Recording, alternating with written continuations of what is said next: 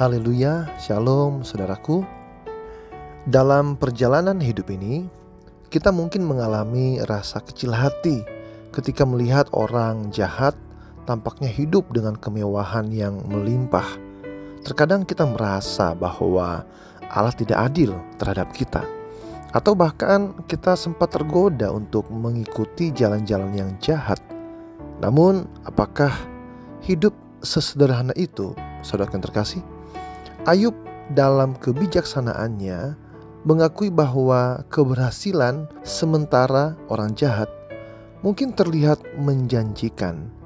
Mereka tampak kaya raya, hidupnya panjang untuk melihat keturunan mereka tumbuh, dan mereka terlihat merayakan kesuksesan yang mereka raih. Namun saudaraku, pada hakikatnya semua itu hanya ilusi yang sia-sia. Apa yang mereka banggakan dan kehidupan mereka yang tampaknya sejahtera akan berakhir dan diambil oleh Allah.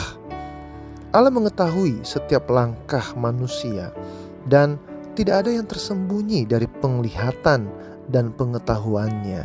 Oleh karena itu adalah kesalahan bagi kita untuk berpikir bahwa kita dapat menyembunyikan perbuatan jahat kita dari Allah atau dapat lolos dari ganjarannya.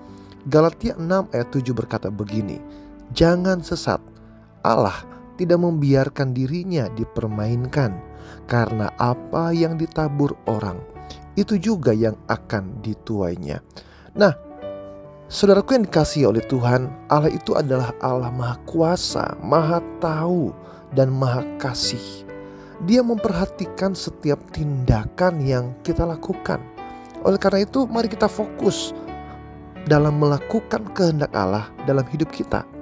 Jika kita masih diberi kesempatan oleh Tuhan hari ini, itu termasuk kesempatan untuk menyadari dan menyesali perbuatan jahat kita di hadapannya.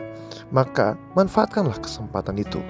Jangan membiasakan diri menunda, apalagi menyia-nyiakan kesempatan yang diberikan oleh Tuhan.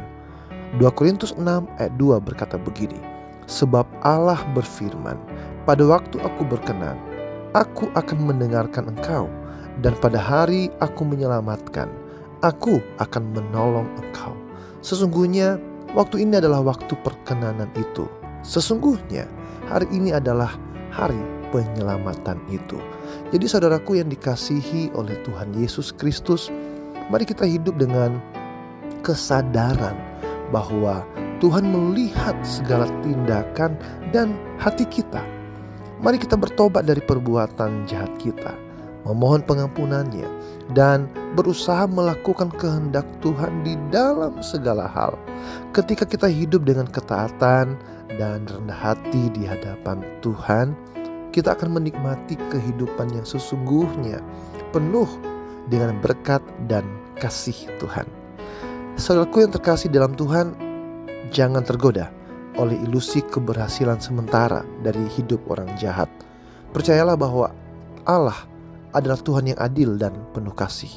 Tetap teguh dalam iman dan jalani hidup dengan melakukan apa yang benar di hadapan Tuhan. Sebab dalam ketaatan kita akan menemukan hadirat Tuhan yang membawa sukacita dan kehidupan yang berarti. Tuhan Yesus memberkati. Shalom.